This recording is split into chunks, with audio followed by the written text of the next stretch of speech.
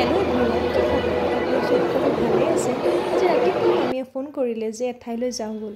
ময়ো সেইমতে আহি গ'লোঁ আৰু মামীৰ ঘৰত। এতিয়া দুয়োটাই ওলাই মেলি আহি গ'লোঁ। এতিয়া গমটো পালেই আমি ক'লৈ আহিছোঁ। হয়, এইকেইদিন যে ইয়াত চলি আছে ইণ্ডিয়ান ইণ্টাৰনেশ্যনেল ট্ৰেড ফেয়াৰ, তাৰ কাৰণে আমি আহি গৈছোঁ। আৰু ইয়াতে আজি আছাম ডে চেলিব্ৰেশ্যন আছে আৰু স্পেচিয়েলি অসমৰ কাৰণে যিহেতু আমি অসমীয়া মেখেলা চাদৰ পিন্ধি আহিছোঁ। আৰু এইটো হৈছে বাহিৰৰ পৰিৱেশ।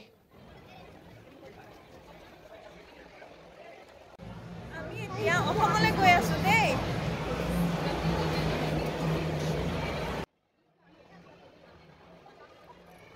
এই যে মোৰ পিছফালে এওঁলোকক দেখিছে, এওঁলোক অনা অসমীয়া হয়, কিন্তু আজি স্পেচিয়েলি আমাৰ বিহু চাবলৈ আহিছে আমাৰ লগত। চাওকচোন ফিল্ডত কিমান মানুহ আছে। এইবিলাক যে মানুহ আছে, এওঁলোকে এতিয়া ফাংচন চাবলৈ ৰেডি হৈ আছে। অলপ পিছতে ফাংচন ষ্টাৰ্ট হ'ব।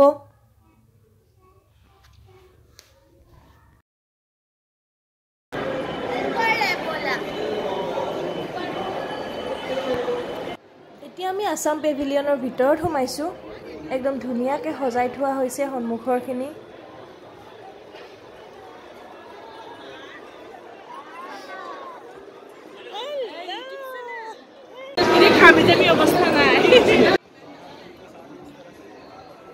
এয়া হৈছে আমাৰ অনামিকা বা, একদম বিজি হৈ আছে কামত।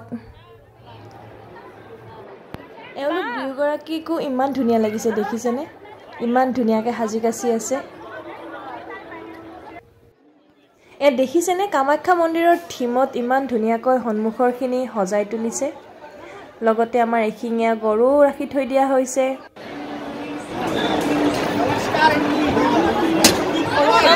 এইটো জমা দিছোঁ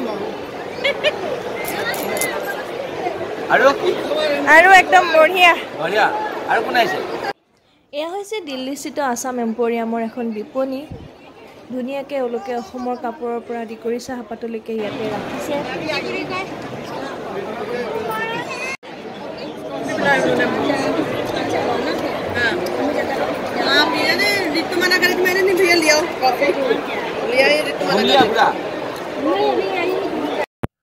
এয়া হৈছে আছাম এম্প'ৰিয়ামৰ মেনেজাৰ।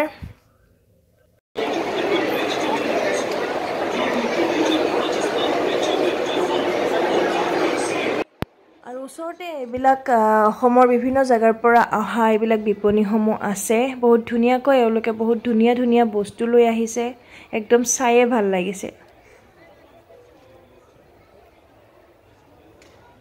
আৰু ওচৰতে সন্মুখৰ ফালে এয়া হৈছে ৰাজস্থান পেভিলিয়ন।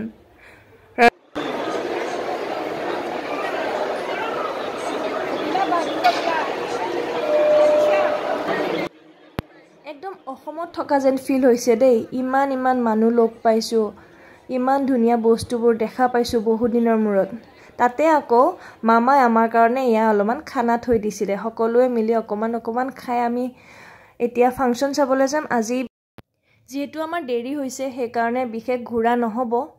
এতিয়া ফাংচন আৰম্ভ হ'বলৈ হৈছে, তালৈকে যাম আৰু তাৰ আগতে অকণমান এইখিনি চাই লওঁ। বেছি ভিতৰলৈকে আৰু আমি বিশেষ নাযাওঁ। এয়া ইমান ধুনীয়াকৈ বস্তুবিলাক আনিছে, বাঁহ বেতৰ সামগ্ৰী, এইবিলাক সজোৱা। তাতে আকৌ এখেতকো লগ পাই বহুত বেছি ভাল লাগিল। আমাৰ মঙলদৈৰে হয়।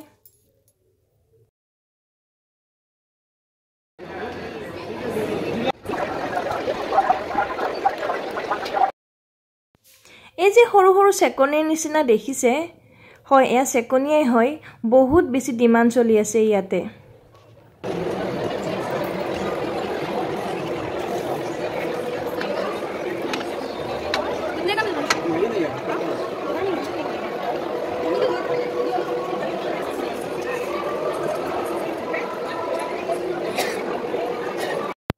লাগিছেনে বিহুৰ মাত শুনি আছে নহয়নে? মোৰ যে একদম কিমান ভাল লাগিছে নহয়, কি ক'ম আৰু। তাত বেছি সময় নুঘূৰি আমি এতিয়া ফিল্ডলৈ আহিছোঁ। ফাংচন আৰম্ভ হ'বৰে হ'ল।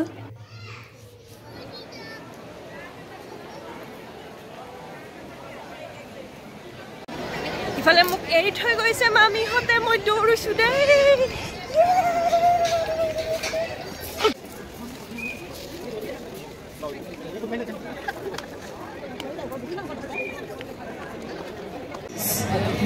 The reason why we gather here at the amphitheatre is to present the rich cultural heritage along the banks of the river Brahmaputra as it flows, being the lifeline of its people. Chief guest amongst us, Shri Bimal Bora.